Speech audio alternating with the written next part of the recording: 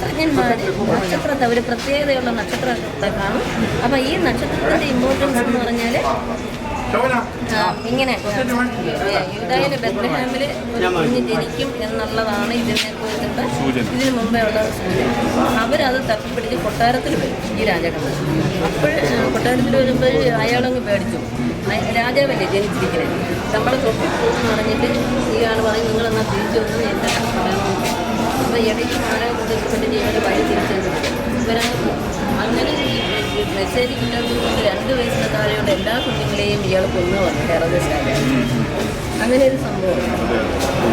ആ രാജാവാണ് ഇങ്ങനെ വന്നത്. ആ 3 രാജാക്കന്മാരുമാണ് അന്ന് അവർ കൊണ്ടും പൊതിയും കുന്തിരിക്കവും കൊണ്ടുവന്ന് കാഴ്ച സമർപ്പിച്ച് അവർ കയ്യിൽ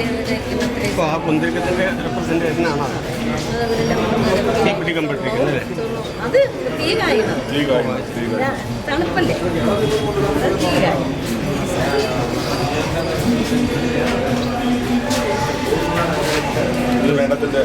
ഇത് ഞങ്ങൾ നമ്മൾ ബൈബിളിൽ പറഞ്ഞിരിക്കുന്ന യേശുവിൻ്റെ ജന്മത്തെ കുറിച്ചുള്ള എല്ലാം അതേപോലെ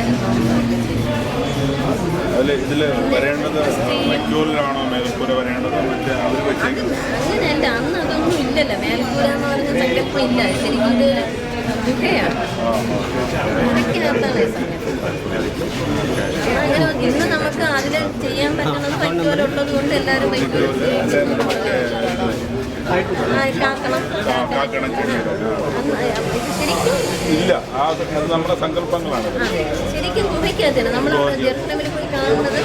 ഗുഹയ്ക്കകത്ത് ഭയങ്കര കല്ലുകൊണ്ടുള്ള ഈ ആട്ടിടയന്മാരുടെ സ്ഥലം തന്നെ ഇതേപോലെ ഒരു ഭയങ്കര കല്ലിൻ്റെ അകത്ത് നക്ഷത്രത്തെ കൊത്തി വെച്ചിട്ടുണ്ട്. നക്ഷത്രത്തെ ഉദ്ദേശിക്കുന്ന ഈ നക്ഷത്രത്തെ ഈ രാജാക്കന്മാർ ഈ ശാസ്ത്രജ്ഞന്മാർ അവർ വാന നിരീക്ഷണം നടത്തിക്കൊണ്ടിരുന്നവർക്ക് ഒരു പ്രത്യേകതയുള്ള നക്ഷത്രം. ആ നക്ഷത്രം അപ്പം നമ്മൾ ഈ നക്ഷത്രം ഇടുമ്പോൾ ഇവിടെ ഇത് യേശു ജനിച്ചിരിക്കുന്നു അപ്പം എന്നുള്ളതാണ് കാണിക്കുന്നത്. അപ്പം അതുകൊണ്ട് ഇത് മറ്റേ ഹെറോദസിൻ്റെ കൊട്ടാരത്തിൽ കയറിയ സമയത്ത് ഈ നക്ഷത്രത്തെ കാണാതായി.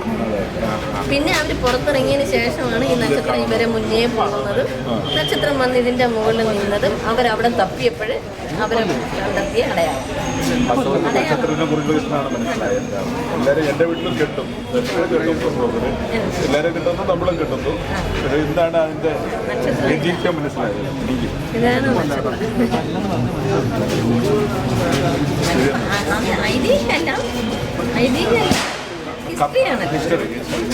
ചരിത്രത്തിലുള്ള ഹെറോദസിന്റെ ഭരണവും ഹിസ്റ്ററിയിലുള്ള ഇവര് ശാസ്ത്രജ്ഞന്മാർ നേവി ഇന്ത്യയിൽ നിന്നായിരിക്കും. നമ്മുടെ ഇന്ത്യയാണല്ലോ വാന നിരീക്ഷണത്തിനൊക്കെ ഏറ്റവും പ്രത്യേകിച്ച് ഇതിൽ പറയുന്നത് കിഴക്ക് നിന്നാണ് വരുന്നത്.